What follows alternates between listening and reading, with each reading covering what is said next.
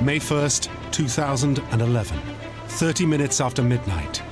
In military terms, 0 dark 30. Navy SEALs are on a top-secret mission. Their target, America's most wanted, Osama bin Laden. This night brings to a close the biggest manhunt ever known. I don't think the CIA or the military had any idea how difficult it would be to apprehend this guy. Yet what the movies tell us about the CIA's manhunt is not the full story. Between May of '98 and May of '99, we had 2 opportunities to capture him and 8 different opportunities to kill him. We hear from the covert team who tracked bin Laden down. You know you're fighting against time, and you know that people are going to die. To reveal the declassified truth behind the 15-year pursuit that brought America's most wanted to justice.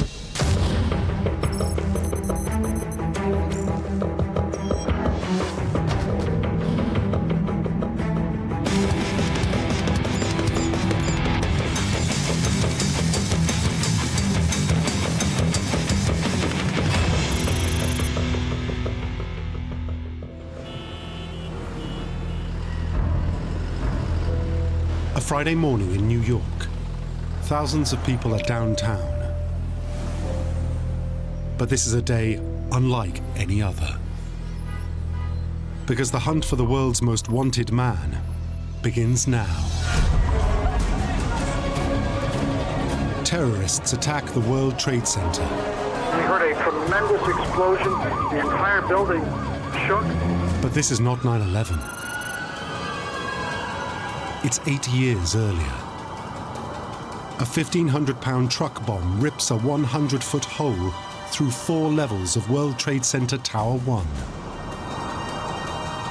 The blast is designed to topple one 110-story tower into the other, potentially killing tens of thousands of people. It has failed. But 6 are dead, and the injured number more than 1,000.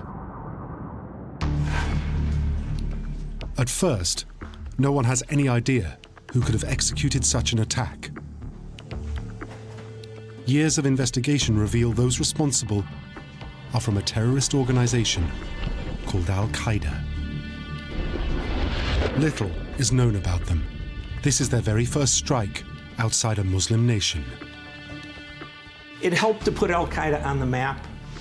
What it helped to do most of all was to convince at least the intelligence community that a threat within the United States could involve more than just a shooting or a kidnapping.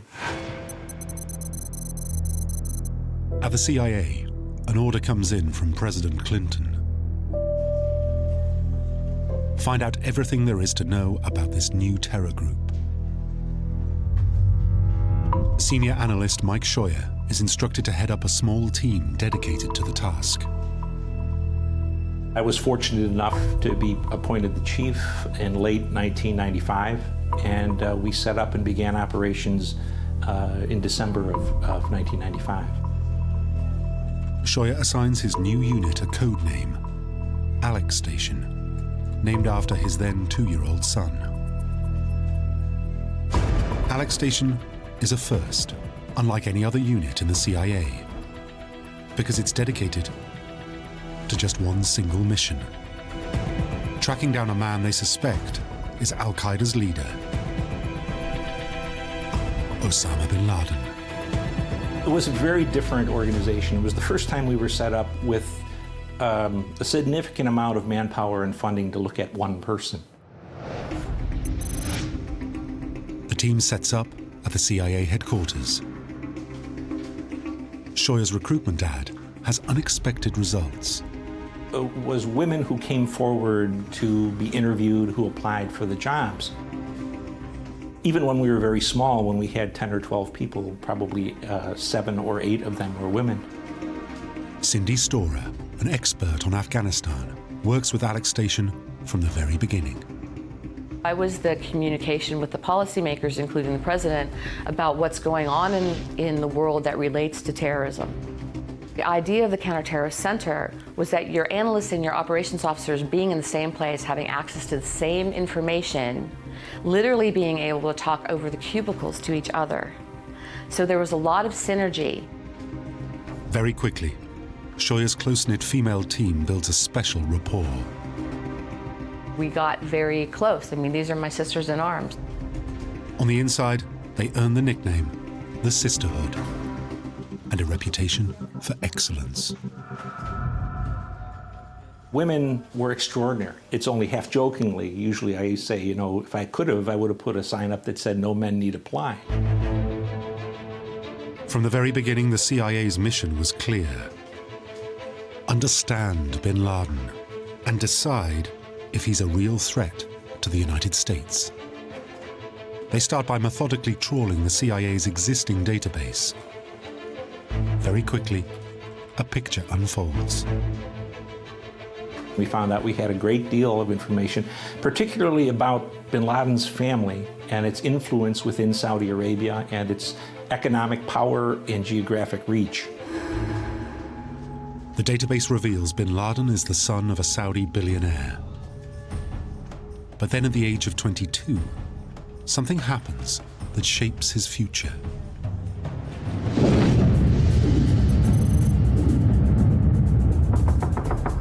The Soviet Union invades Afghanistan. Like thousands of young Muslim men, Osama bin Laden travels across the globe to support the Afghan Mujahideen freedom fighters. He showed up as sort of the representative of his very, very wealthy family, visiting clinics, visiting wounded Mujahideen, writing checks for their families. It's the height of the Cold War, and America and the Mujahideen share a common enemy. We didn't pay an extraordinary amount of attention to him because he was on the side of the angels at that time. He was killing Soviets. But then Alex Station's sisterhood uncovers something alarming. Bin Laden is not like most Afghan freedom fighters. He's gaining his own followers and taking things a step further. There's this group of Arabs out there, and they're not like the rest of the Afghan resistance. You know, if you go down this road and you're not welcome there, they shoot before they ask questions. They attack aid workers. And then you start to hear these stories about who's involved. Well, bin Laden's there. Declassified documents reveal that from around 1985, bin Laden goes from freedom fighter to terrorist. He begins to fund terror cells in Egypt, Saudi Arabia, and Pakistan. By 1993, he funds New York's World Trade Center bomb and is thrown out of both Saudi Arabia and the Sudan. In 1996, the Sisterhood trace him to Afghanistan. Here, he pairs up with an extremist regime, the Taliban. They support his radical views and provide a safe haven for his terrorist funding operations. But the question was he just the financier, or was he involved operationally? In less than a year, the Alex Station team would find out. They have some extraordinarily good luck. What they call a walk-in, an insider from a training camp in Sudan, simply walks into the American embassy, ready to talk. He turned out to be an extraordinarily important individual in telling us about how Al-Qaeda was organized, how it was financed, how it acquired weaponry, that it was looking for biological and nuclear types of weapons. What the walk-in tells them moves Osama bin Laden beyond financier. He's instigating missions of his own, organizing training regimes and writing handbooks for bombings and assassinations. He's selecting teams to plant bombs on planes, even to crash small aircraft into the CIA's own headquarters. And it's bin Laden himself who comes up with the name Al-Qaeda, Arabic for the base. calling it Al-Qaeda in a way, I mean, is indicative of his sort of ambition. He calls it, this is the base, this is an organization. It has a system wherein fighters can arrive through Pakistan or through Afghanistan and find their way to the fight. There's a pipeline, and he is largely responsible for putting that sort of structure in place. Shoya's team have uncovered something truly alarming. Osama bin Laden has a master plan. From his refuge in Afghanistan, he's setting up Terrorism Incorporated to turn violent jihad into a global phenomenon. We were very sure that Al-Qaeda was an organization the like of which we had never seen before in terms of manpower, focus, discipline, and geographic reach. Then, as if to leave no doubt, in August 1996, 5 years before 9/11, bin Laden officially declares war on America. It was not rocket science to figure out that this man was deadly serious. He was telling us, we're coming after you. We knew they were planning a big attack, but we didn't know where, what, or where. Alex Station decides they have to make the first move. And in May 1998, an opportunity arrives. The Sisterhood team gains reliable intelligence on Osama bin Laden's whereabouts. They prepare a plan to capture him. The plan requires President Clinton's approval. Despite the CIA warning of a growing threat from Al-Qaeda, the president gets cold feet. We had had an opportunity to kidnap Osama bin Laden in May of 1998, and the policymakers turned it down because they were afraid he would die and we would be blamed for assassination. At least that was their reason at the time. The CIA see this as a missed opportunity, but the White House is simply not prepared to risk an international incident. The Sisterhood are reduced to warning President Clinton it's just a matter of time before bin Laden strikes. And strikes big.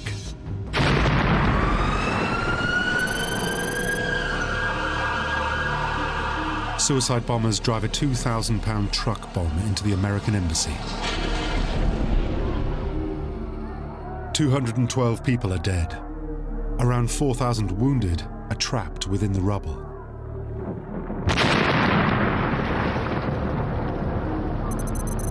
Less than 10 minutes later, over 400 miles away, another explosion at an American embassy is timed to maximize the chaos. Here, 11 people die. A further 85 are injured. Al-Qaeda claims responsibility for both attacks. But the worst is yet to come. Bin Laden himself has declared this is just the beginning. At the CIA, there's frustration.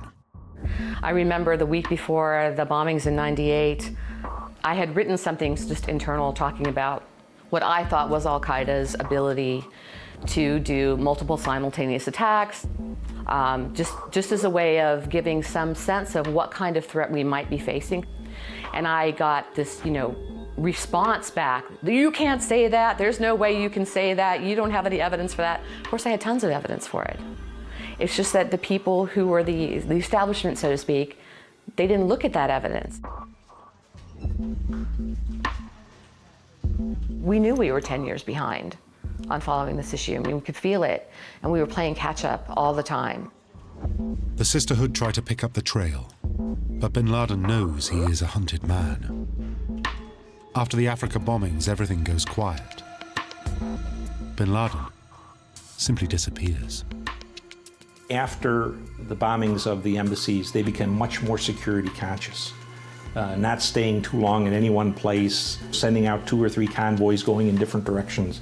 So it became increasingly hard over the years to really pin down his location. Osama bin Laden, from the beginning, was going to be a difficult target to go after. He was a practiced clandestine operator. He was quite good at hiding. He stops communicating by cell phone or by phone call. He relies on this network of couriers. He's basically communicating in a medieval way, almost, to protect himself. In Kenya, the sisterhood turned to their informants. Just 2 weeks after the Africa bombings, their efforts pay off. The informants reveal that bin Laden is heading towards a maze of Al-Qaeda training camps at a town called Host.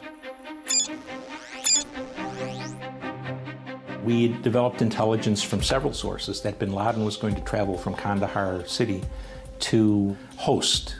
And he was going to meet with Pakistanis and various other kind of Islamist fighters there. This time, President Clinton agrees to go after bin Laden. He gives the go-ahead for a massive missile strike. Codename Operation Infinite Reach. Today, I ordered our armed forces to strike at terrorist-related facilities in Afghanistan and Sudan. Our target was terror. Our mission was clear: to strike at the network of radical groups affiliated with and funded by Osama bin Laden, perhaps the preeminent organizer and financier of international terrorism in the world today. Dozens of Al-Qaeda terrorists are killed. But what about bin Laden? As it turned out, the information we had was good, but bin Laden at the last moment decided to go to Kabul, and we, of course, missed him. To the CIA, it's a huge blow. And it takes another 9 months before Shoya's sisterhood team can pick up bin Laden's trail again. This time, the intelligence on his location is much more precise.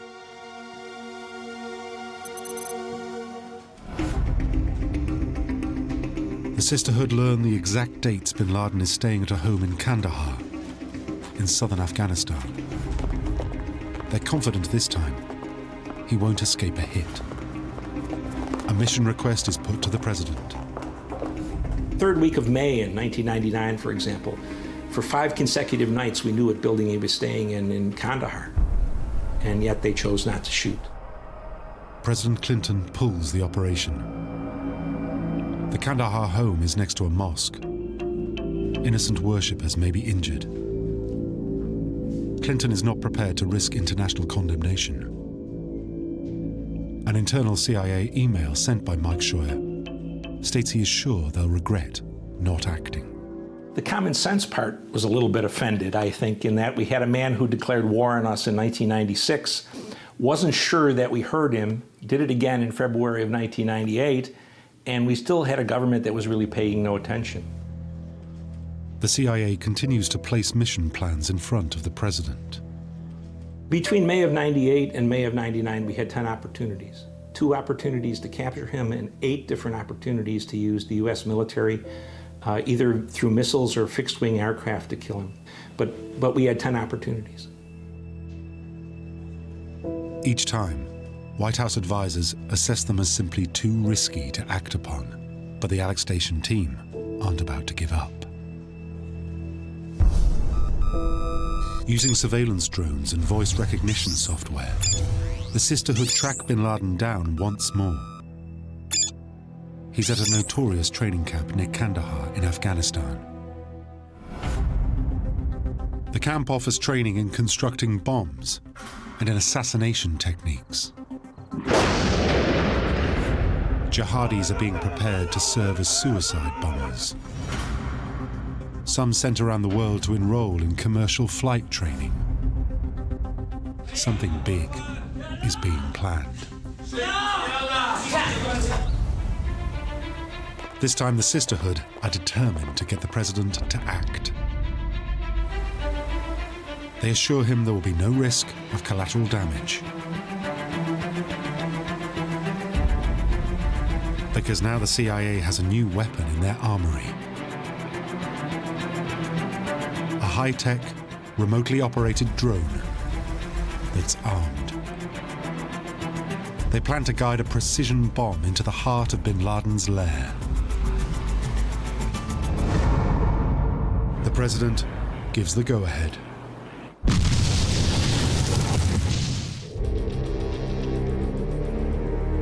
But it's winter, and the weather is now so hostile in Afghanistan that the operation must be put on hold until spring.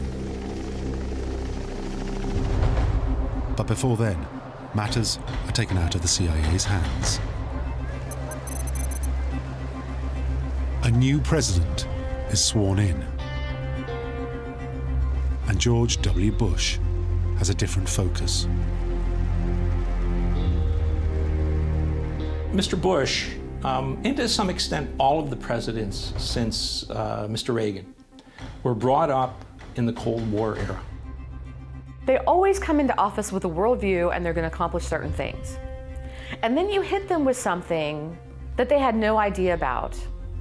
And really not many people had an idea about it. And they've somehow got to integrate that into their presidency. That is not easy at all. It takes at least 10 years to get people to come around to understanding that you have a new problem. They had a very hard time thinking that a 6'4" skinny Saudi who wore a turban and ate goat in the desert could be a threat to the United States. When they were lining up threats to consider, they thought about China and Russia and Iran and narcotics, not this goofy Saudi. And we were crippled to some extent by our view of terrorism at that time. Despite multiple warnings from multiple security agencies requesting action, none are able to pinpoint an immediate or specific threat. Without this information, the Bush administration feels it can't justify taking bin Laden out. It refuses to reauthorize the CIA's proposed drone strike. In the spring of 2001, bin Laden, now in his 6th year of hiding, once again slips through Alex Station's grasp.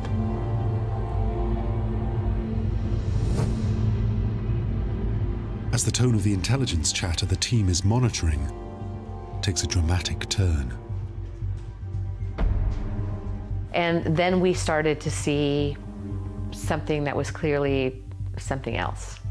And the chatter, we were hearing things like Armageddon, and you know you're fighting against time, and you know that people are going to die. Every morning, 6 days a week, the CIA briefs the president on matters of national security. If you see this disaster coming, you want to try to stop it. By the summer of 2001, Shoya's team are briefing that a significant attack is being planned on home soil.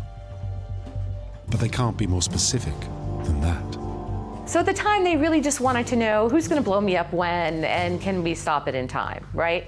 And unfortunately, that's the thing that you almost can never do. You had the Alex Station, this bin Laden unit, working away, at trying to find bin Laden. But it was also regarded by many inside the agency as this odd collection of fanatics who were so preoccupied with an individual who didn't deserve that much attention. I think there was a lot of skepticism at the time over whether that effort was really worth it, and whether their view of his significance was out of whack, was imbalanced. It was the best of times, it was the worst of times. It was the best in that you're working with an equally dedicated group of people who are doggedly determined, and you really have to have that bulldog mentality. You're going to shake it until you get the answers, right? But it was also the worst in that, you're trying to explain to people a new emerging issue that completely violates all of their mindsets. Somehow, they have to convince the president to act. The CIA director requests a non-scheduled meeting with the president. Instead, he gets National Security Advisor Condoleezza Rice. He advises her to go on a war footing immediately. A month later, security analysts meet with the president at his vacation home in Texas. The now declassified president's daily brief reveals the CIA think bin Laden's supporters may already be in the US, plotting an attack. Without a precise who, where, or when, President Bush feels there's no target he can strike. Senior national security advisors meet for a briefing. They too see no precise information they can act upon.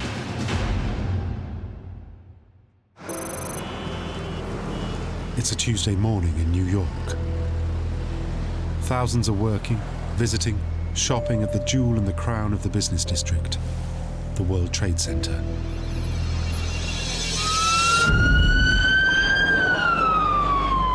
Hijacked American Airlines Flight 11 strikes between the 93rd and 99th floors of World Trade Center Tower 1.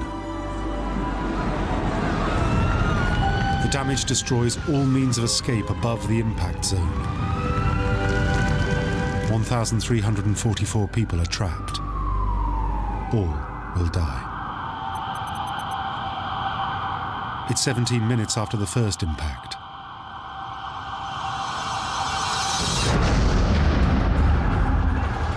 The second plane strikes the south tower between the 77th and 85th floors.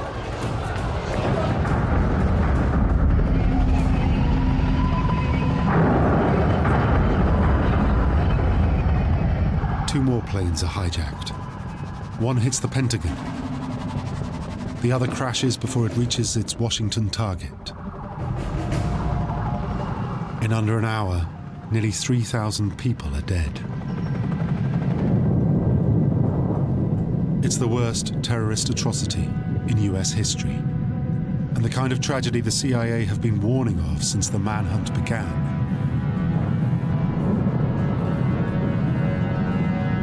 Now the search for bin Laden will be kicked into a high gear. But, you know, at that time, most of us really didn't know what Al-Qaeda was. If you had asked us, you know, who runs Al-Qaeda, what is Al-Qaeda, where is Al-Qaeda, we would have been hard-pressed to answer all of those questions on that day. It changed dramatically, you know, so quickly for us. At Alex Station, they feel the frustration of having seen it all coming. When those planes hit on 9/11, we had known they were going to do that, not that specific day or that specific target, but that medium of operation. The plan they had for sending Arabs to the United States to be trained for driving 747s into U.S. facilities. They intended to do that since at least 1995. The Sisterhood feel a terrible sense of responsibility for not being able to prevent the tragedy. I think looking back, it's easy to forget that in the fall of 2001, America had suffered the equivalent of a national nervous breakdown. That the eyes and ears of the American eagle, the first line of defense against terrorism, the first line of the war against Al-Qaeda, had failed to protect America. Within days, President Bush makes his feelings known. I want justice. And there's an old poster out west, as I recall, that said, "Wanted, dead or alive." It marks a crucial turning point in the relationship between the Bush administration and the CIA's bin Laden team. After 2001, Osama bin Laden became the most wanted man in human history. No one has been pursued by so many people as Osama bin Laden was. The world turned upside down on 9/11. I mean, the next day it was anything you want from Congress, from everywhere, anything you want, request whatever you want. We took whole branches from other parts of the agency and expanded rapidly by a factor of like 7. And very quickly, the CIA develops a plan. The war on terror roars into life.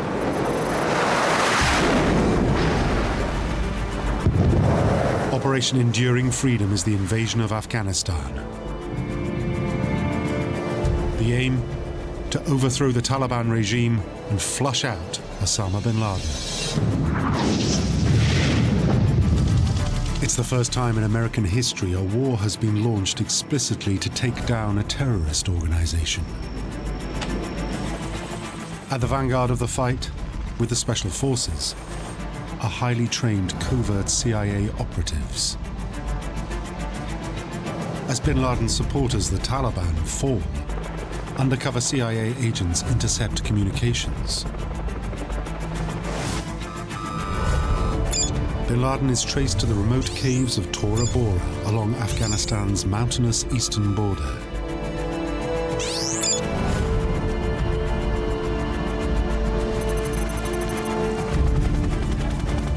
US Special Forces and a crack team of CIA Special Operations paramilitaries have bin Laden cornered. We were so close to bin Laden in the last days of 2001. We could hear him on his radio. We knew that he was a mile, 2 miles away.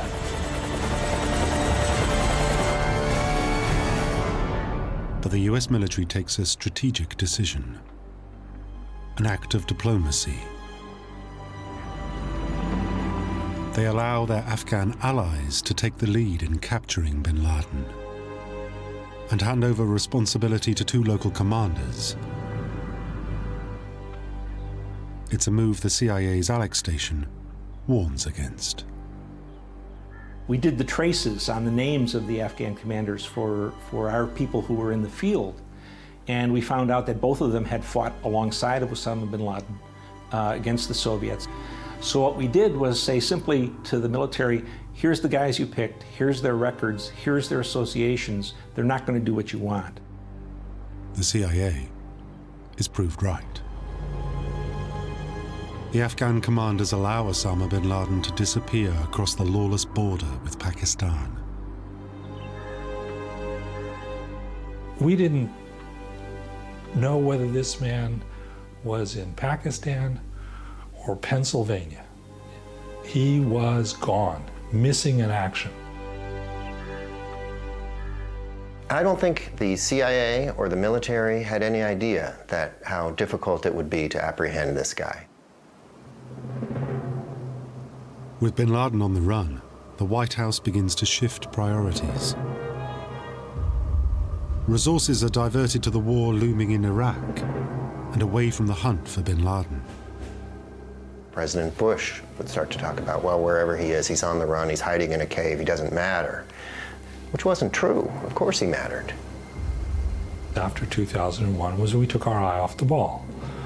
We began chasing other bad guys in another desert in Iraq and didn't give the priority we needed to the hunt for Osama bin Laden. For the CIA's sisterhood, the next few years are the lost years. Bin Laden is now so skilled in tradecraft that there are few good leads. He even taunts the CIA, releasing video recordings from mystery locations. With little new progress, in late 2005, the CIA closes down Alex Station altogether. There were a lot of knives out for it organizationally, that it was a source of heartburn for a lot of traditional people. And frankly, it offended a lot of the old boys that so many women were involved. One of the chiefs of the Counterterrorism Center called them the Manson family because he thought they were too obsessed and too dedicated. There was a large degree of animosity directed at some of those women simply because they were women. There is now only minor support for the pursuit of America's most wanted. But a change of administration will bring greater resources and a renewed focus in the hunt for Osama bin Laden.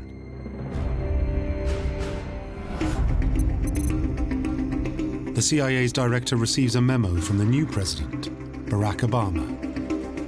Bring Osama bin Laden to justice. From the day he came into office in January 2009, he told his national security team, and especially his director of Central Intelligence, Leon Panetta, your most important responsibility is to find Osama bin Laden and either capture or kill him. the CIA assembles a team of experts, many other women of the original sisterhood. They dust off the files and get to work. They start by reanalyzing why they'd been unsuccessful in tracking him down before. They realize they can't trace bin Laden's phone conversations or emails because he had abandoned all electronic communication. But then, the CIA team have a breakthrough. What if they can turn bin Laden's strength into his weakness? We knew he didn't communicate electronically, therefore he had to have a courier.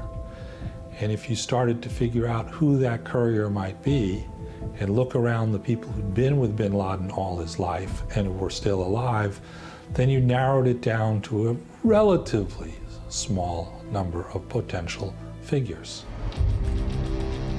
The team has a mission. To find bin Laden, they have to first identify his courier, then track him down. In Afghanistan, CIA operatives interview every potential source of information in their custody. At top-secret black sites the world over, they interrogate every high-value prisoner.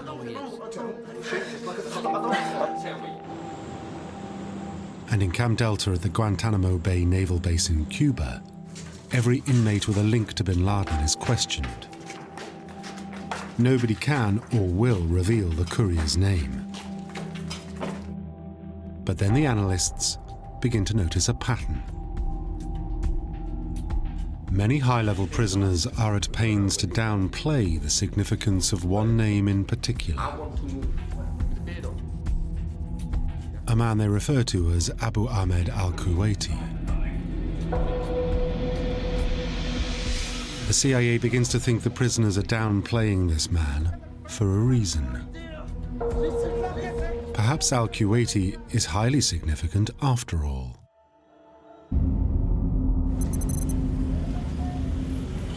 A CIA team on the ground in Pakistan intercepts al-Kuwaiti's calls. They track him to a small town of Abbottabad, home to an elite Pakistani military academy, and just 30 miles north of the capital, Islamabad. It was a relatively simple matter of following him until sooner or later you began to detect a pattern of behavior. Al-Kuwaiti's behavior patterns are strange. He's behaving like a man who doesn't want to be followed, retracing his steps, using his phone only in certain areas. To the CIA surveillance team, they're classic signs of tradecraft, and exactly how they'd expect bin Laden's courier to act. But they can't tell for sure. The surveillance team have to dig into al-Kuwaiti's past. Local sources confirm that in 2004, al-Kuwaiti buys land on the outskirts of Abbottabad. He commissions an architect to build $1 million two-story compound for a family of 12. It's the sprawling one-acre complex they see him visit. Very high walls, very difficult to see in. But al-Kuwaiti is not wealthy and does not have a large family. And there's more. It had no electrical signature, there was no internet, there was no telephone system. A third story of the building isn't even on the original plans. Its design makes the CIA analysts suspicious. It was self-sufficient, it grew much of its own food, it destroyed its own garbage. It was a safe haven, a sanctuary. To the CIA, the compound's residents were going to extraordinary lengths to hide something. They begin to wonder if the something the residents are hiding is the man the CIA have been tracking for over a decade and a half, Osama bin Laden. The team on the ground also knows the White House won't act without a positive identification of bin Laden. They try every surveillance trick they know to catch a glimpse of the man in the compound, but get nowhere. Even after the CIA followed the couriers to that compound, his security was still so sound that they never got a glimpse of him. And it was mainly because of his willingness, the discipline that he showed in not ever being on the internet and sending messages out, not ever making cell phone calls, not venturing outside this compound. After weeks of round-the-clock surveillance, the CIA's dedication pays off.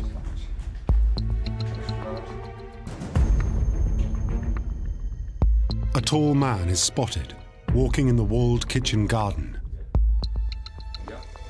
Bin Laden is 6'4". The man doesn't stay outside for long and is careful to shelter under a tarpaulin. It's as if he knows not to expose himself to spy satellites or drones. They called him the pacer at the CIA because they only saw this sort of tall, shadowy figure pacing behind this wall. Despite the mounting circumstantial evidence, the CIA cannot positively identify the mystery man. Even so, they decide to take their findings to President Obama. There was significant uncertainty in the CIA and in the White House over whether they were going to find him there. And the degree of uncertainty depended on who you asked. You know, they sort of went around the table in these national security meetings, and senior officials would put different numbers on it. It would range anywhere from 50% to 90%. Nobody thought that the odds were 100%. The best the CIA could say to the president was it's 55-45, that Osama bin Laden is in this compound. This was the only real lead we'd had on Osama bin Laden. He could have been hiding on the moon as far as the American intelligence community knew.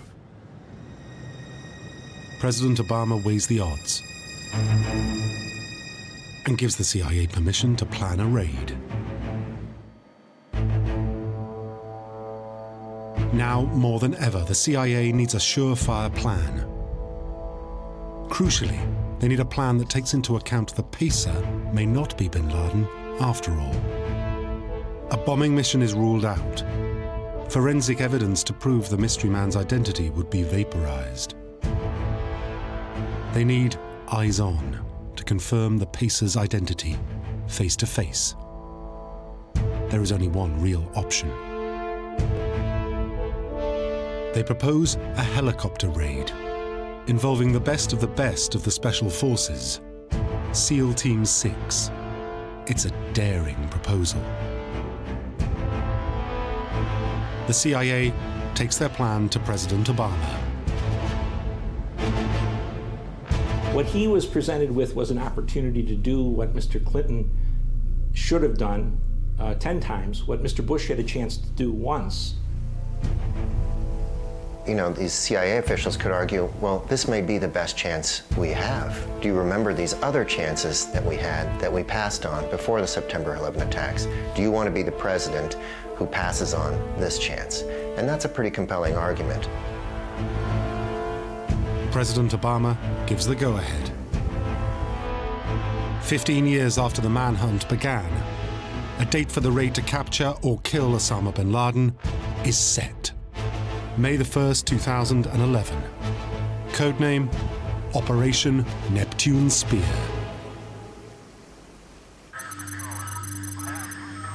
Two dozen members of Navy SEAL Team 6 are temporarily transferred to the CIA's command. No one officially designated as military will cross into Pakistani airspace. The White House does not want to trigger a war with Pakistan. At 2300 hours, the SEALs' stealth Black Hawk helicopters take off. Destination, the Abbottabad compound in Pakistan. The target, Osama bin Laden, America's most wanted. a man who has eluded the CIA for over a decade and a half. There is no turning back.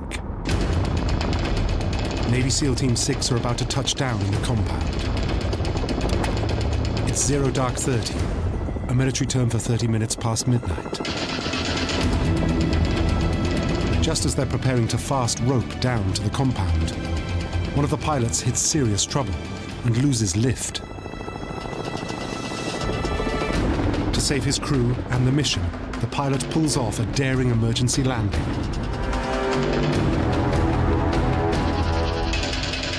Instantly, the SEALs adapt their mission plan. They storm the compound from the ground.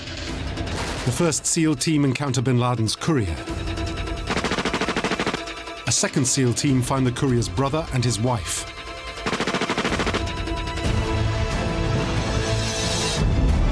Inside, a man identified as Osama bin Laden's son is also killed.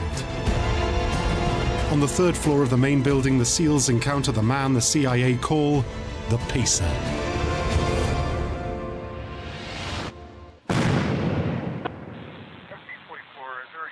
Five seconds later, the team leader radios a message. Geronimo, the code word for bin Laden. EKIA, enemy killed in action. Osama bin Laden is dead.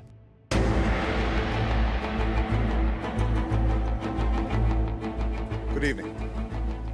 Tonight, I can report to the American people and to the world that the United States has conducted an operation that killed Osama bin Laden, the leader of Al-Qaeda, and a terrorist who's responsible for the murder of thousands of innocent men, women, and children. From touchdown to mission completion, the 38 minutes in the Abbottabad compound draws to a close the most extensive and expensive manhunt in history.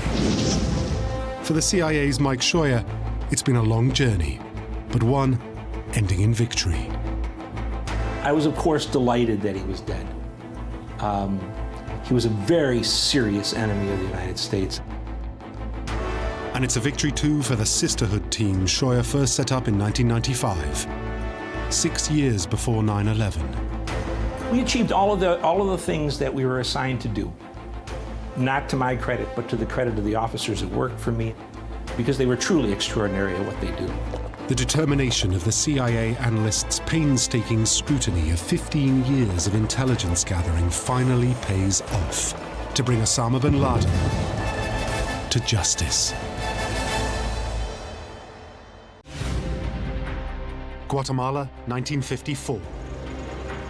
The Central Intelligence Agency launches an operation codenamed PB Success to overthrow the government that is threatening American interests in the region. It is the first ever mission of its kind. Operation PB Success was risky, it was dangerous.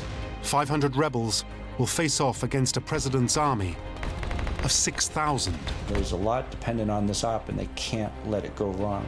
The CIA has hand-picked the next leader of Guatemala, and he is the head of the rebel force. The soldiers will be trained by Rip Robertson, a legendary paramilitary agent. Come on.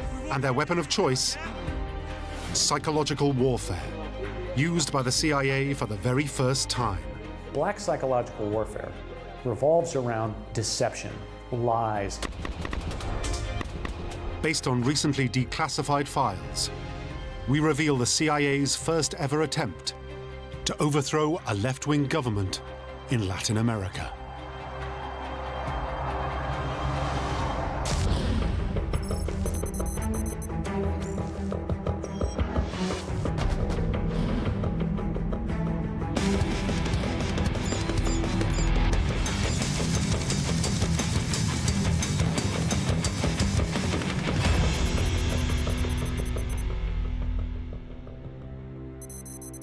Washington, D.C.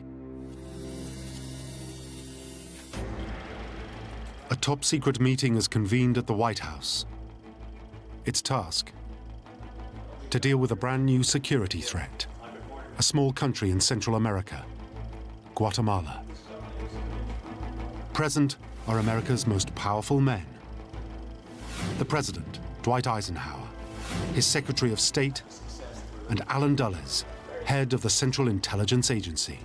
Eisenhower ran the government in a very clandestine way, and the three of them concocted a lot of strategies around the world. Now they have a new problem. A country less than 800 miles from America's southern border, Guatemala, has recently elected a leader with known communist links, Jacobo Arbenz Guzman. Already, Arbenz has begun to threaten American interests. His government confiscates thousands of acres of land from the multinational company United Fruits. This added up to being a national security threat to the United States of America. With the Cold War well underway, the concern in Washington is preventing the spread of communism throughout the world, and in particular, the Western Hemisphere. The CIA started to see communists under every rock. And they were willing to commit forces to tear them out of power. The decision is made. Arbenz must be removed. The CIA had been itching for an operation to overthrow the Guatemalan government. The president is shown a highly classified document, which contains an extraordinary plan. It's called Operation PB Success. They gave him the outlines of how you can overthrow an established regime without committing any American forces at all. The plan is to secretly back an armed uprising against Guatemala's freely elected leader, Arbenz, and topple him in a coup d'etat. But Eisenhower is nervous. The CIA plot must not be traced back to the American president. Why was the U.S. so afraid of being involved? One, because it would be seen as overthrowing a democratically elected government. It would be violating the tenets of the treaty it had signed at the United Nations. It would have been a gigantic black eye for American ideals. It had to be covert. It couldn't be traceable to the president.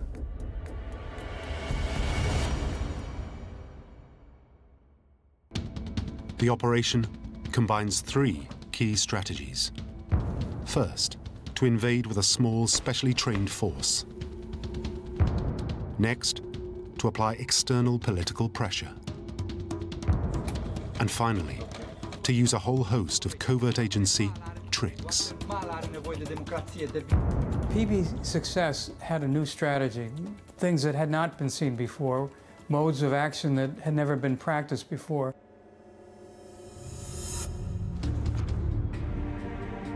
The methods are so novel that the CIA don't even know if it's going to work. It was dangerous because nobody knew exactly what would happen. They give the operation only a 40% chance of success. The CIA had to turn this on a dime into an actionable, workable covert operation. Eisenhower said, I'm all for it, let's go with it. I think it's going to work, and I think it's important to do.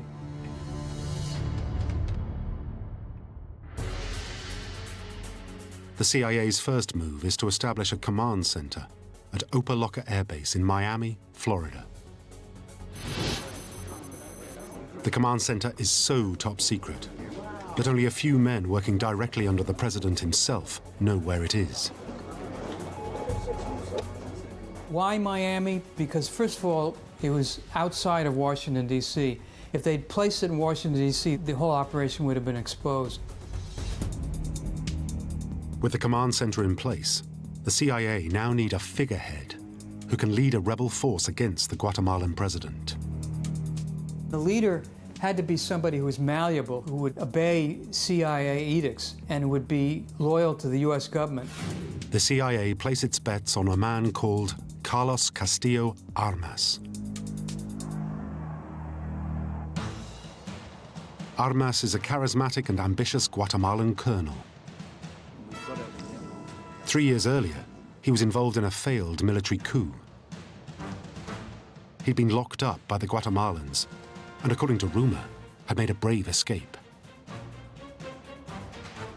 the CIA find him living in exile in Honduras. The CIA had decided he was the perfect candidate to lead the charge and reestablish through him U.S. control of Guatemala. Armas is flown to the command center at Opa-locka, and a deal is struck.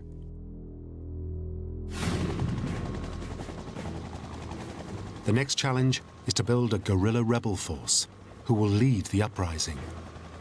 The CIA set up a top-secret training base in the jungles of Central America. The man assigned to train the secret army is Rip Robertson, an ex-paramilitary black ops specialist. He loved being out there in the jungle. Some people thrive on it. But you can't take a real warrior out of the war, and that's how Robertson was. Rip Robertson loved this kind of stuff. This was what he was born to do. And for him to be paid to operate under the auspices of the U.S. government must have been nirvana for him. Come on! Come on! In January 1954, training begins. Robertson is told to turn these men into a trained fighting force in just 6 months.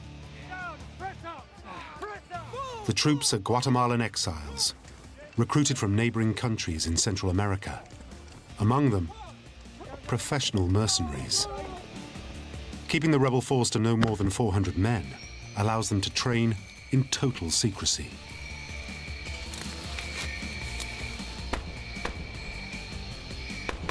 Rip Robertson, he had to train his team in guerrilla tactics. Like they say in special operations, you can come in, cause your damage, and get out undetected. Robertson trains them in sabotage, demolition, and weaponry, and puts them through a grueling routine that will get them across Guatemala's tough terrain.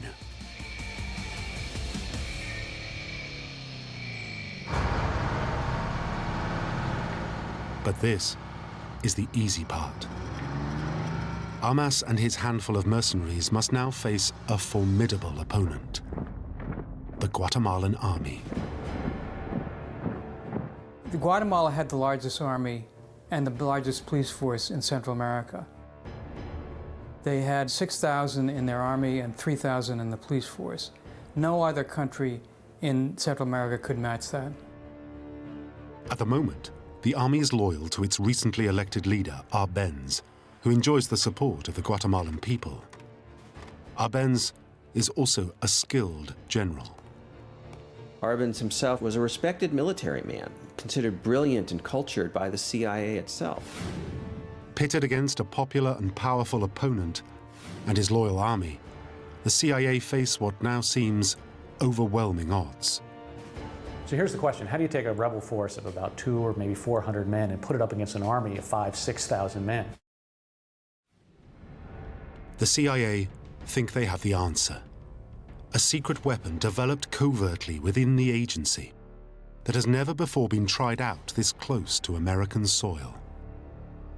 Until now.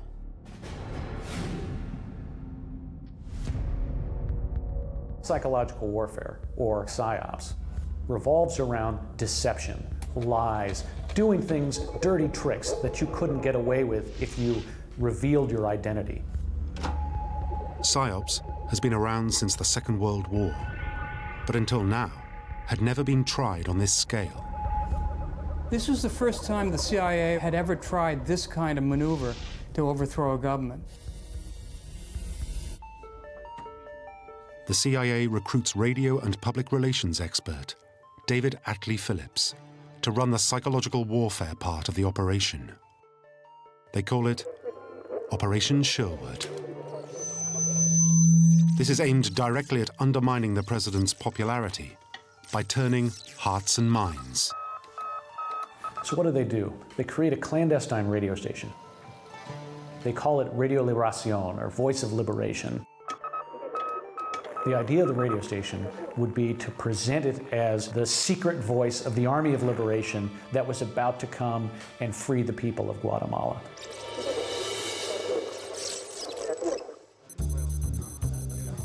The first phase of Operation Sherwood will take place at Opaloca. To help him, Phillips flies in 2 Guatemalan radio announcers, who declassified files refer to as Mario and Pepe. As part of the psychological offensive, they must put together hundreds of hours of radio recordings, which will later be broadcast in Guatemala itself. So one of the first questions facing the CIA operatives is, who do we target? Phillips has a choice. Do they target the ordinary Guatemalans, the intellectual elite, or even religious leaders? Yes, we target all those people, but our main target is the army. Targeting the army and the generals is critical. Phillips knows that it's the generals and senior officers who are their single biggest obstacle. So all of this feeds into the central goal of the Black PSYOPs, which is to drive a wedge between Arbenz and the military. Phillips devises a series of radio shows designed to split the army away from its leader. One of them was called We Accuse of High Treason, and it specifically charged that Arbenz had abandoned the army, had betrayed the army, were traitors, and needed to be dealt with swiftly and urgently. The aim of the treason shows is to plant the idea that officers siding with the government would receive severe treatment after the coup d'etat. Here are more names to include on the blacklist of traitors to the country. Next, Phillips targets the officers where they are most vulnerable, their pockets. One of their campaigns suggested that the currency was about to collapse and that Arbenz would no longer have the money to pay the officers.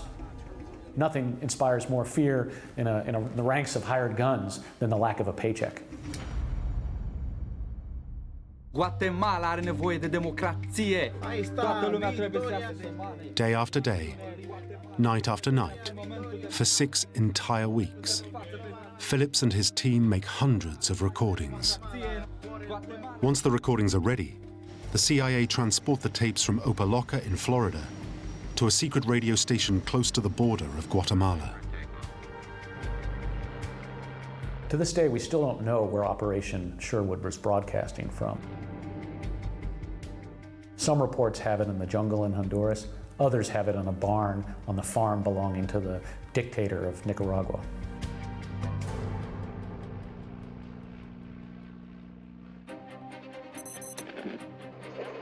Less than 3 months after Phillips is recruited, Radio Liberación goes live.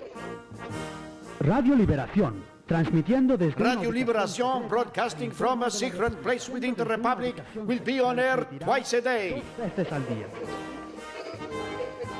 The propaganda radio shows made in Opaloca are now heard all across Guatemala by tens of thousands of local listeners, unaware that this is a CIA plot.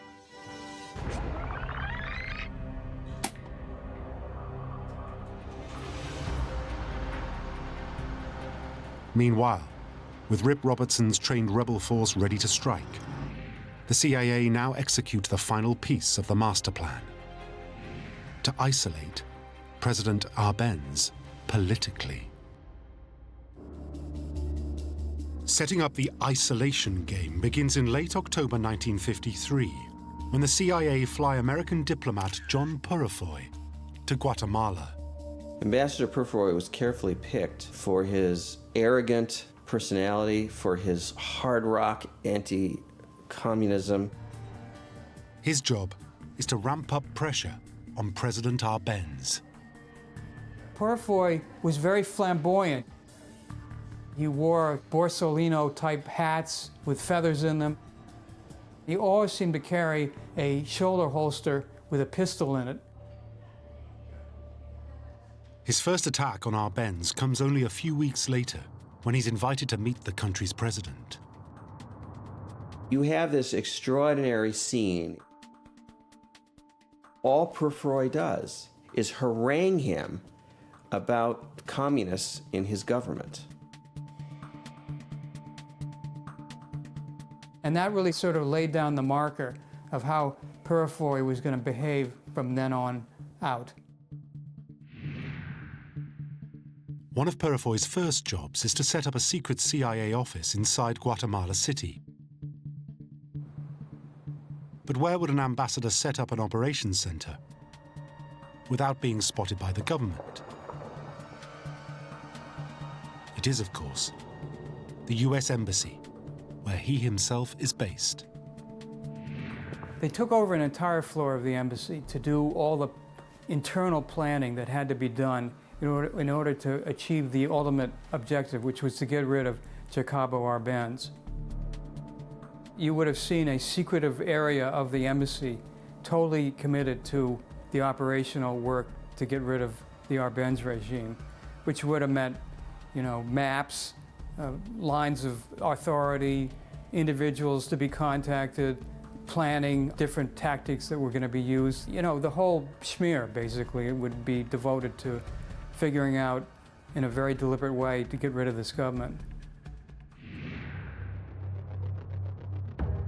With the CIA base inside the embassy established, Purifoy sets about finding who among the Guatemalan elite could possibly be turned against their own government. Part of the effort at the US Embassy was to pay money to get Army officers to defect. This was a crucial operation because the CIA planners felt that if the Army could be undermined, then that would be the end of Arbenz. That was the one defense that Arbenz had that was impregnable at that point, and it was difficult to figure out how to get around it. So much of the time was spent on trying to encourage officers to defect through monetary payments. In fact, at one point, the money was offered to Arbenz himself to give up power. And of course, he threw that person out of the office for having even suggested it.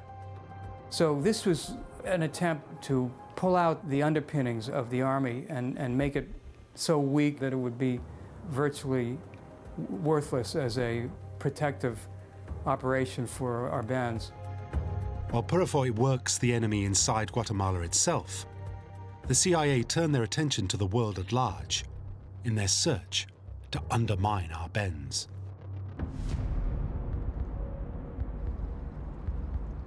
The CIA needs something big, a political incident so damaging that it will allow America to unleash a political barrage against Arbenz. They were, in fact, looking for a raison d'etre to give them justification for what they were about to do, and it fell into their laps. The CIA's lucky break comes not in Guatemala, but 6,000 miles away in communist Eastern Europe.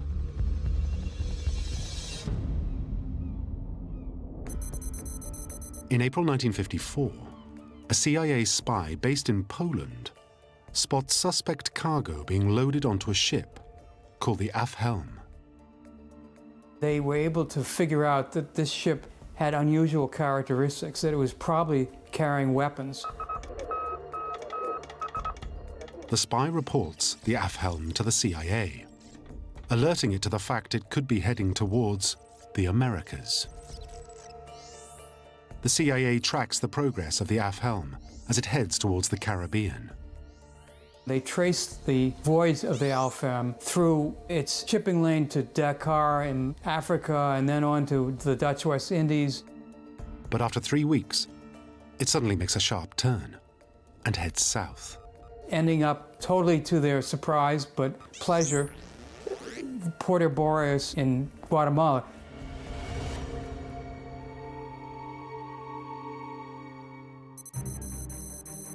Four weeks later, the Helm docks.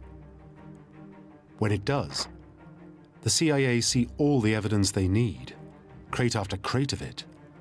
In total, 2,000 tons of small arms, including rifles, machine guns, and mortars. That gave them proof that the communists were truly infiltrating this country, and it gave them justification for invading it. Eisenhower now has all the diplomatic ammunition he needs to unleash a political firestorm against Arbenz. In response to the arms shipment, he sends warships, planes, and submarines to patrol the coastline of Guatemala. Everything in the arsenal was configured to bring down the Guatemalan government. Eisenhower was fully behind it.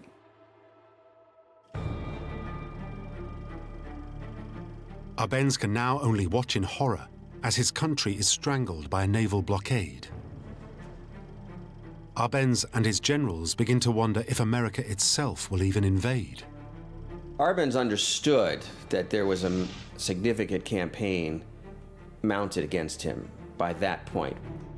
Alarmed at Washington's show of force, Arbenz tries to build political bridges with America. He sent out his foreign minister, Torriello, to meet with Purifoy, the American ambassador, to see if they could work out a truce.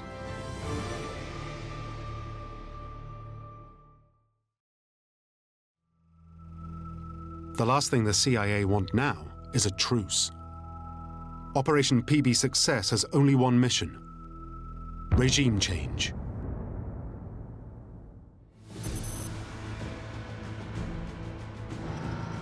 In mid-June, the 500-strong rebel army is transported to forward attack bases close to the Guatemalan border. They're deployed to 5 strike points along Guatemala's eastern front. By splitting into 5, the CIA aimed to create the illusion of a much bigger army than it really is. They created the dramatic sense that this was an all-encompassing assault from the Pacific side to the Atlantic side, from the neighboring countries, that would destroy every defense Guatemala had and allow Castillo-Armas to take over the country.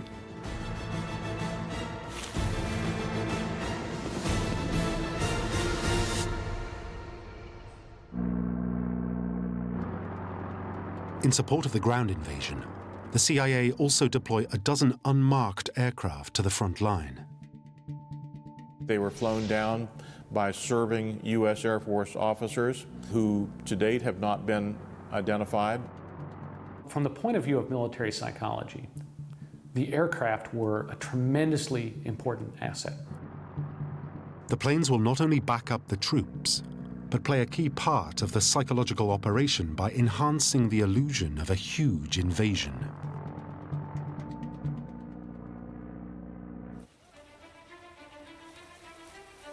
With the Air Force on standby and the Army poised and ready for action, the CIA contact the leader of the Guatemalan rebels, Castillo-Armas, and green light the invasion. There's a lot dependent on this op, and they can't let it go wrong. The coup d'etat now begins. In late evening, coup leader Castillo-Armas is on a remote road close to the Guatemalan border. He leads 120 of the total force of 500 soldiers. They are the eastern prong of the invasion. If all goes to plan, in just a few days' time, he will be Guatemala's next president. As they approached the border, they saw that there was 2 guards. One of the guards is a customs official. He's quickly overpowered.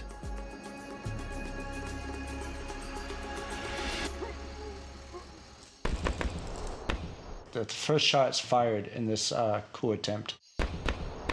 Right there, chaos.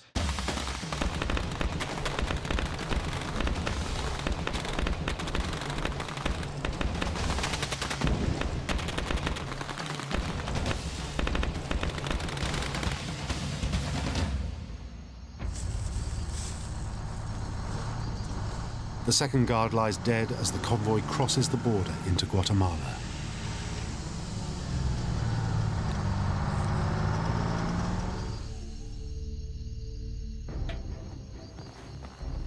The plan is to continue the advance on foot. The CIA favors a guerrilla approach to hide the true size of the force. The longer they can have the army to believe that there are thousands of people in there, the greater advantage they had. Armas's men head through the tough terrain for 3 entire days. The jungle's thick, it's hard to navigate. You also have torrential downpours.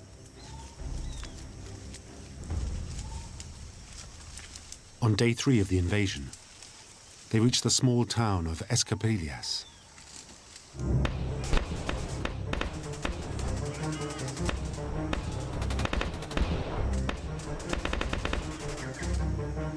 After a short battle with local policemen, Castillo Armas wins his first victory.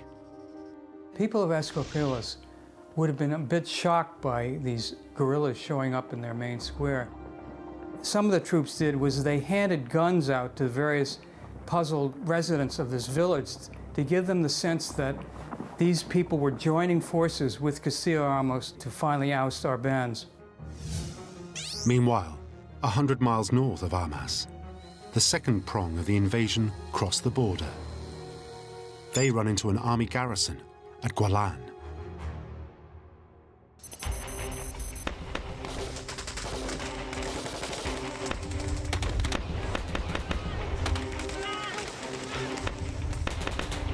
The battle is the fiercest in the invasion so far.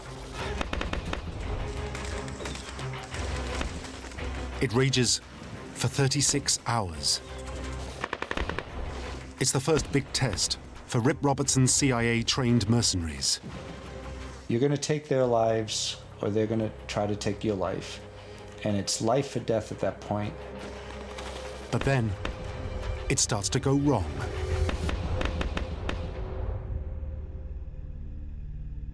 One by one, the rebels begin to flee. When the remaining soldiers realize what is happening, none of them wants to be captured and charged as traitors. People are going to see these people fleeing, 2, 3, 5, 6 people fleeing. They're going to start thinking that might be the best thing to do. And that's one of the problems you have with a ragtag army. In the end, almost the entire second column flees back to the border. This is the first major setback for the rebels.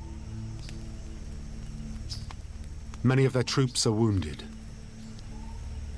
or killed.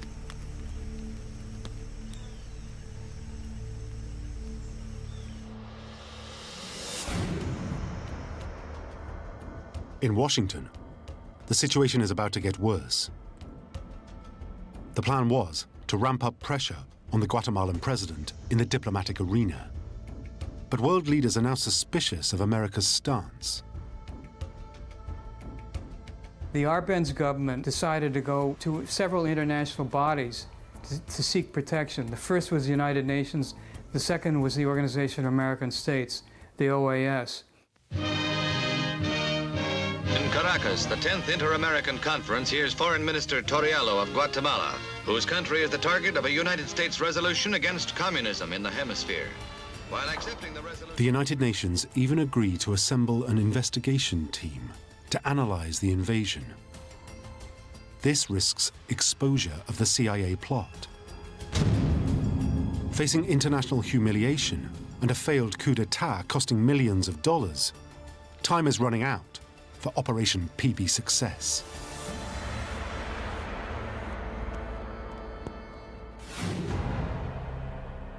Back in Guatemala, the rest of the invasion is going from bad to worse. The third prong of the invasion, in El Salvador, doesn't even make it into Guatemala. 60 rebels are arrested as they try to cross the border. The fourth prong, attacking Puerto Barrios in the north, is defeated by armed dock workers. The reality of the situation was beginning to look bleak. There is still more bad news for the CIA. Even the air attacks fail to hit targets. Almost all the strike aircraft are paralyzed by mechanical failure. That basically reduced their air assault by 50 or 60%. As a result of that, the invasion force was basically stymied in terms of their air support. And they were concerned that they were not going to be able to follow through without the show of force. With the all-important Air Force grounded and Armas's uprising only 6 miles into Guatemala, the whole CIA operation now hangs in the balance. Only the top CIA managers knew how close this whole thing came to failure.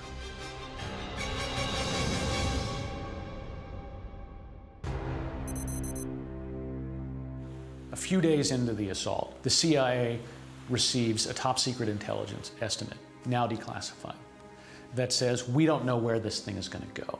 If the Army sides with Arbenz, our whole campaign is lost. But if it turns against Arbenz, this could be a victory. As the operation reaches crisis point, Allen Dulles, head of the CIA, holds a top-secret emergency meeting with President Eisenhower. The president is shocked when he hears about the military failures. Eisenhower was puzzled because he thought everything had been going correctly according to the plans of the CIA. Dulles tells it to him straight. The only chance of reversing the catastrophic invasion is if the president himself provides a small contingent of America's best fighter planes. So he asked Dulles point blank, can you really win this if I give you 2 more planes? And Dulles said, well, I think there's a 20% chance we can win this. And Eisenhower at that point paused and said, all right, I'll give you the planes.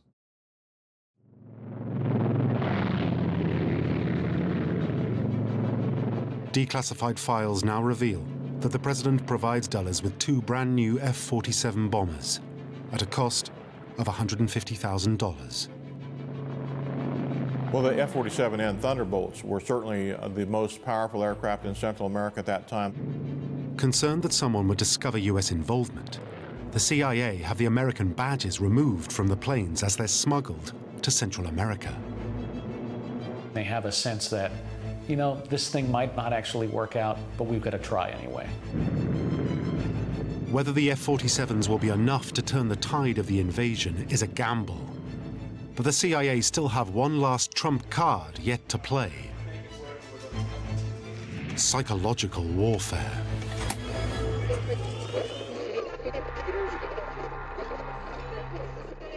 Operation PB's success was all based on illusions. It was based on the idea that you could create in the mind of the Guatemalan people that this huge force of rebels was about to take over the country.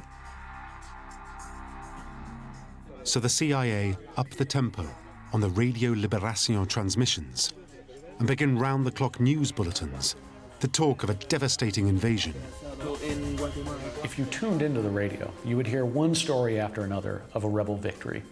You would hear railroad tracks being bombed. You would hear fuel depots being sabotaged. The reality was entirely different.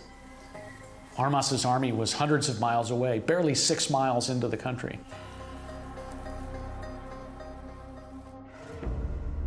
Next, the CIA targets the Guatemalan military. A major victory for the CIA in Operation Sherwood came when a colonel, the former head of the Guatemalan Air Force, defects, flies his own private aircraft across the border, and turns himself into the CIA. David Atlee Phillips, in charge of the radio campaign, wants the colonel to announce his defection live on air. But he refuses. Phillips says, okay, have a scotch. Have another scotch. Next thing you know, the guy's sort of in a semi-drunken stupor. With the colonel becoming increasingly drunk, Phillips secretly records his words on a reel-to-reel machine as he recounts his defection. As soon as Phillips could, he spliced the tape and put it on air.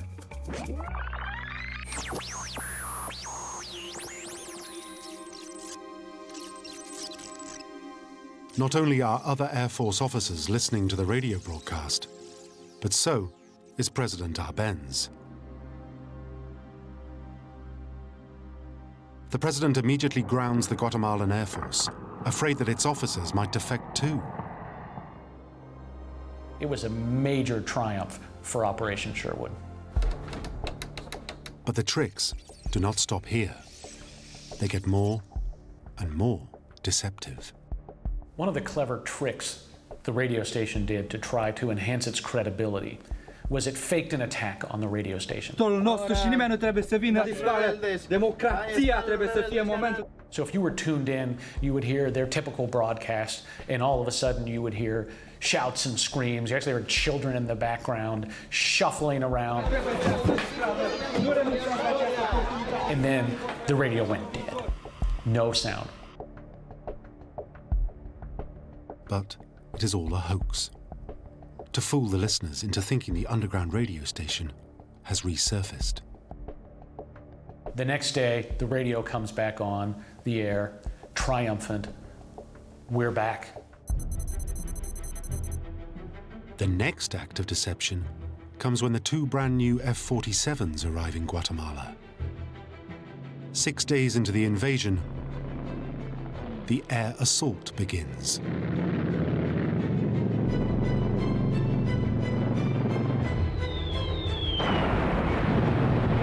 They'd never seen anything like an F-47N Thunderbolt making a low, very aggressive attack over their city. When we first heard the planes, my mom got very scared, and she hid us all under the bed. It was a difficult time because we'd never lived through a war before.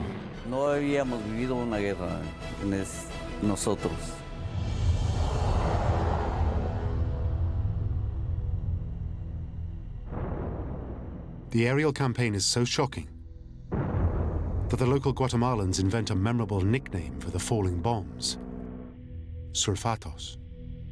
Sulfato, of course, is a Spanish term meaning laxative, something that would make you go to the facility. That's the gross effect that it had upon the Guatemalan populace. After the bombing, strafing. Strafing from the air is probably one of the most terrifying things that a person on the ground can endure. You have an aircraft that's making an enormous amount of noise. You don't seem to be able to get away from it. It's coming directly at you, it seems, with guns blazing out of the wings. We were very afraid. It was painful. It was utterly horrific. So imagine the scene in Guatemala, a country that had not experienced terrifying bombing raids, right? And all of a sudden, a low-flying aircraft, engines blazing, dropping an explosive. A loud, colossal sound erupts over the vicinity.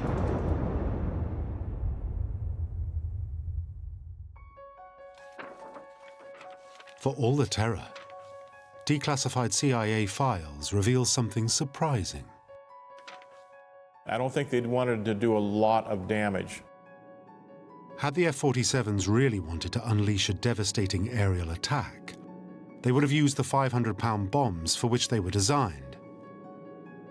But they didn't. If they'd gone in there with 500-pounders, F-47N can carry at least 3 500-pounders. They could have done a lot of damage. In fact, the damage was more show than it was real. Records suggest that not a single death occurred, or even one heavy-duty bomb is dropped during the campaign. In some cases, actually, they dropped Coke bottles from the aircraft because the popping of the glass sounded like a loud explosion. This is all part of the psychological operation. The aim of the aerial campaign is not to kill, but to create chaos and panic among the Guatemalan population. One time they drop a big bomb that isn't actually an explosive device, but it releases a huge black cloud over the city, creating the sense that something horrific had happened. The smoke bomb leads many local Guatemalans to believe that they are under direct attack. That was when we saw it. That black smoke was coming out from some place in the capital. The CIA's psychological tactics go even further. Another piece of Black Ops tradecraft was to replicate the sounds of a bombing run. So they actually outfitted the embassy in Guatemala City with huge loudspeakers that played the sounds of a bombing run, of jet craft going overhead, to inspire fear among the population.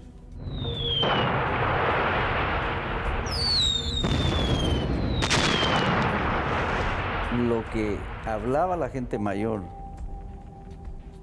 What the people were saying was that lots were going to be killed and that it was better for them not to get involved in the defense of their government. En la defensa del gobierno.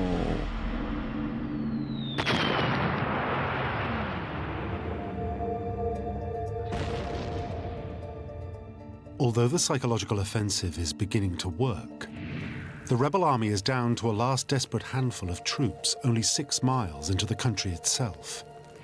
And Arbenz is still in power. The CIA is about to make an incredible gamble to bluff its way from defeat to stunning victory. Right at this critical stage, Phillips introduced what he called his most important big lie. The important big lie is the final stage of the fake radio broadcasts, presenting an entirely made-up version of the invasion. So in some ways there were 2 invasions. There was the real invasion that showed a paltry invasion force, its numbers reduced by half. And then there was the map created by Radio Liberación. It suggested the force was having unimpeded progress. The CIA radio broadcasts tell of one victory after another, an invasion which in reality doesn't exist at all. Rebel forces were moving. They were moving towards the capital. The invasion was successful. The uprising was coming. It was one tale after another of the inevitable victory of the rebel forces. The biggest lie of all is when the radio reports that thousands and thousands of fictitious soldiers are closing in on Guatemala City itself.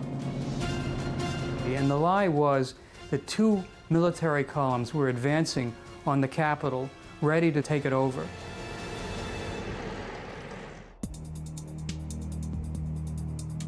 The big lie gamble now pays off. Thousands fled the city. Car traffic stopped. The city itself was slowly becoming paralyzed. Y la gente se fue a la periferia de la ciudad. People ran to the outskirts of the city. They were fleeing to safety. The critical moment of the big lie is when the senior officers turn against the Guatemalan president. The big payoff for black psyops comes when several Army colonels make clear to Arbenz that they're not going to stand with him. They basically tell him, you and your communist friends have got us in trouble with the Americans, and now you've got to step down. One by one, the officers around Arbenz distance themselves from the isolated president. So you're a colonel in the Guatemalan army. You're hearing news of military action, and you're starting to ask yourself, where am I going to be? Where am I going to stand when the dust settles? Politically isolated, the pressure on Arbenz surges to dizzying heights. Not only does he fear defeat at the hands of his bitter enemy, Armas, but also the terrifying prospect that America is behind him. It's not the issue of us fighting Castillo Armas and his guys. It's that the United States is threatening to invade and we'd have to fight them. He was sitting in his presidential office, bewildered and unsure what to do. He had collapsed internally. The CIA had brilliantly undermined him. And that was really the end of his reign. With the officers turning against him, on June the 27th, Arbenz resigns. He just couldn't handle it. The psychological pressures were too enormous.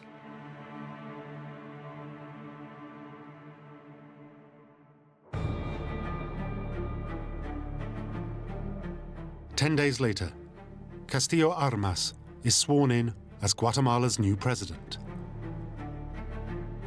The exiled colonel, who just over a week earlier was a relatively unknown figure, is now the most powerful man in the country. In Washington, Operation PB Success goes down as a huge victory. By all accounts, this is an operation that should not have succeeded. This was made possible by gutsy determination and, in some ways, crazy abandon. Operation PB Success was a brilliant deception, one of the great artistic achievements of illusion that the CIA ever produced. Operation PB Success proved that psychological warfare could be used as a deadly and effective weapon. It fooled an entire country and ultimately brought down a president. Within the CIA, PB Success becomes the model for future regime change across the world.